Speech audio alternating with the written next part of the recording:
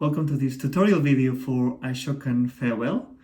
This is the version that we find in ABRSM Grade 3, which is arranged by David Blackwell. But this piece is originally written by the American fiddle player Jay Ungar, and it's a beautiful piece, as you will hear in a minute. I'm going to play through the piece with the accompaniment, and then we're going to talk about how to approach it. Enjoy!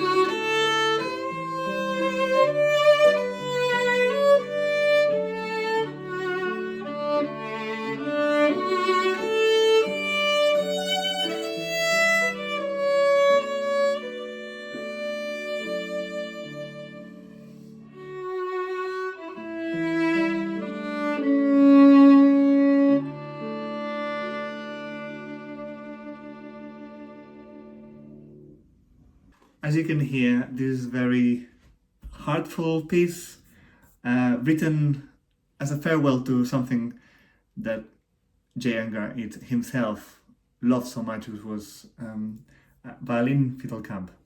So, just to how to approach this piece, it's in D major.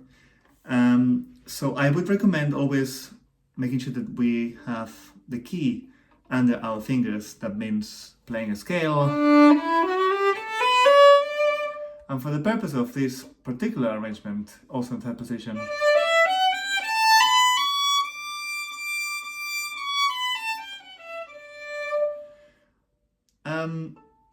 playing with a beautiful, expressive sound, but keeping it simple is the magic in this piece. That feeling of nostalgia that we can bring with the violin.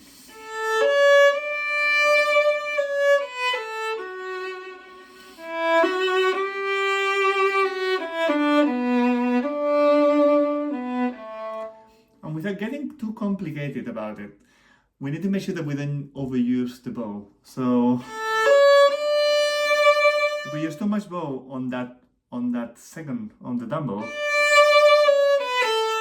then we have to go all the way back for the next one. So I would suggest using less bow in general. Slower bow. And then lighter. Same. Back. Increasing.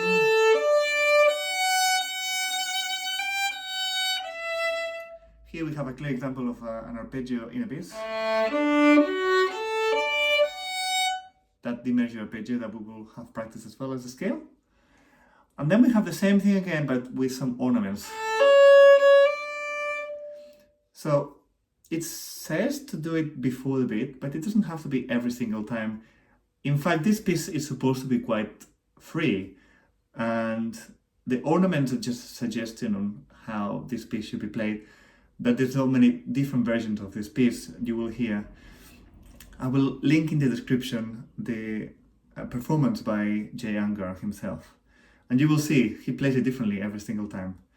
But to approach this one, just change the bow before you change the note. Same. Maybe this one can be faster.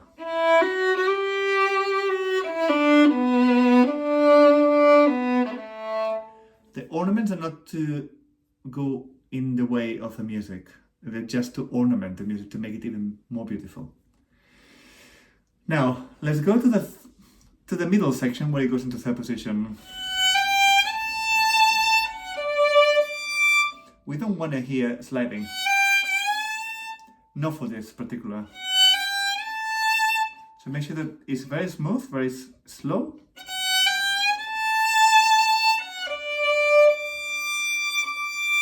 And because we have practiced the scale and the arpeggio, we will be able to play that in tune.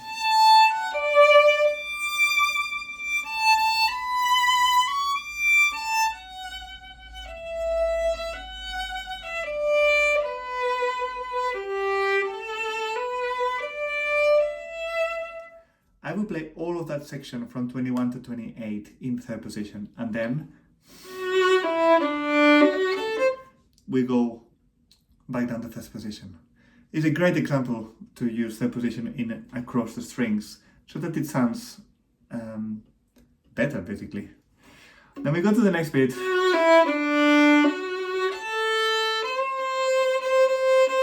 That C natural is really important in this piece.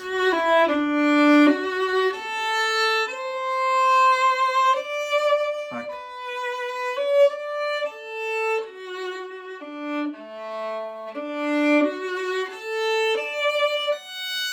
I would personally use open string because at the end of the day this is fiddle music, it's folk music, and the use of open strings is very welcomed. That's the way they will play it.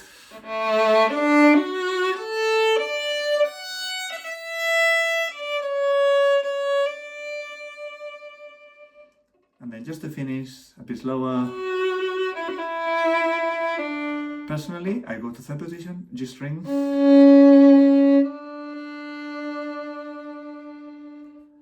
Just to finish with a nice sound, a warmer sound.